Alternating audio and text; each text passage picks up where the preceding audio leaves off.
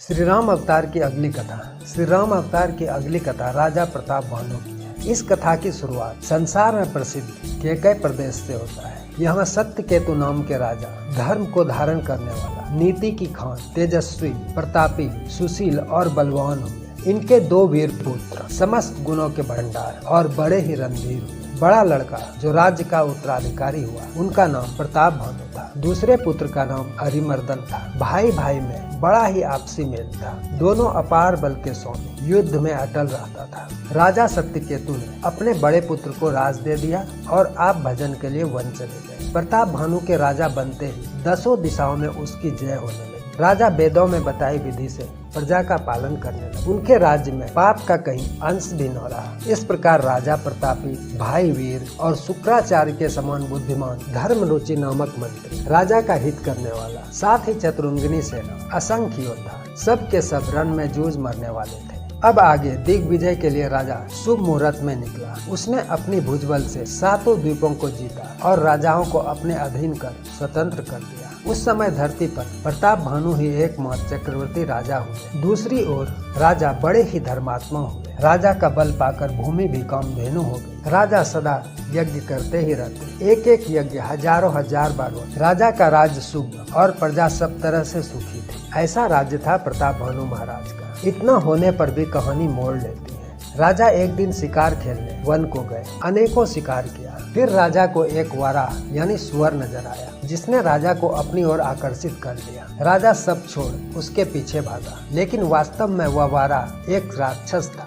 माया से उसने वाराह का शरीर धारण कर राजा को भ्रमित किया। राजा वाराह का पीछा करते हुए जंगल में बहुत आगे निकल गए। वाराह जंगल से होते हुए पहाड़ी गुफा में गुम हो गया। राजा को अब ज्ञात हुआ कि उसके सहयोगी साथी कोई भी उसके साथ नहीं। वह जंगल में भटक गए। भूख प्यास से राजा बेहाल हो गए। वन में फिरते फिरते राजा को एक आश्रम दिखा। इस आश्रम में कपट से मुनि भेष बनाए एक राजा रहता था। उसका राज प्रताप भानु ने छीन लिया था और राजा रन से भाग गए थे। अभिमानी होने के कारण न घर गया न ही प्रताप भानु से मिला। यह उसी राजा का आश्रम था। उसने प्रताप भानु को तुरंत पहचान लिया, पर राजा ने व्याकुलता में उसे नहीं पहचाना। सुंदर वेश देखकर राजा ने उसे महामुनि समझा और हाथ जोड़ प्रणाम किया। पर सारी माया तो इसी कपटी मुनि और उस राक्षस का रचाया था, जिसने वाराह बन राजा को छला और जंगल में इस आश्रम तक पहुंचा दिया। कपटी मुनि ने राजा को सरोवर दिखला दिया। हर्षित होकर राजा ने घोड़े सहित उसमें स्नान कर जलपान किया। अब राजा पुनः सुखी हुए। तपस्वी उसे अपने आश्रम में ले आए।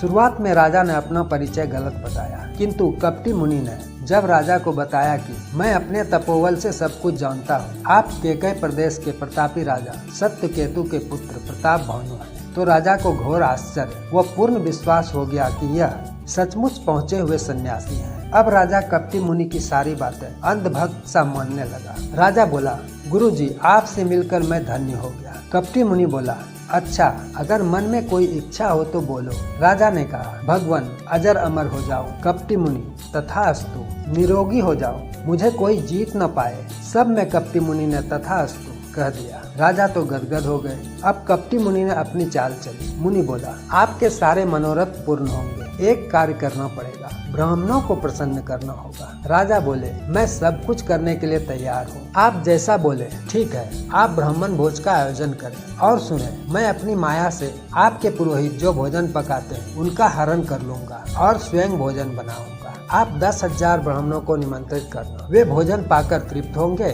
और आपको आशीर्वाद मिल जाएगा। रात्रि हो गई है, आप काफी थके हैं। आज रात्रि यहाँ विश्राम करें।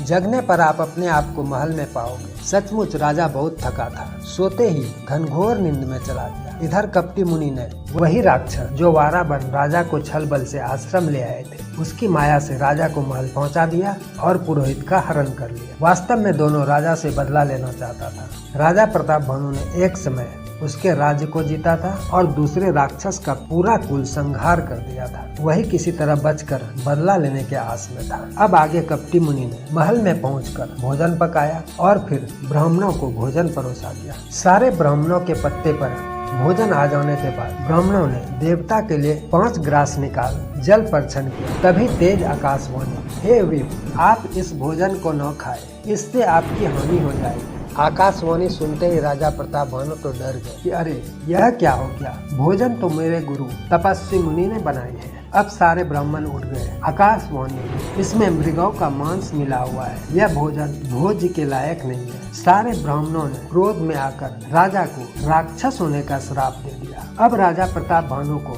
सारी सच्चाई का पता चल गया था। प्रताप भानु ने सारे विप्र ब्राह्मणों से अनुरोध किया कि हे ब्राह्मण देव, मुझसे क्या गलती हुई? अगर कोई नकली बाबा बन मुझे छल लिया तो इसमें मेरी क्या गलती है? पुनः आकाशवाणी हुई, राजा चिंता न करो, भले तुम राक्षस बनोगे पर तुम्हारा उद्धार करने के लिए परमात्मा स्वयं अवतार लेकर धरती पर आएंगे। चिंता करने की कोई बात नहीं। यही प्रताप भानु त्रेता युग में रावण बना, छोटा भाई अरिमर्दन कुंभकर्ण बना और जो इनका मंत्री धर्मरुचि था वह विभीषण बने और इनके उद्धार के लिए श्री हरि ने राम अवतार लिया। अगली कथा अगले अंक में, तब तक के लिए जय सिया राम।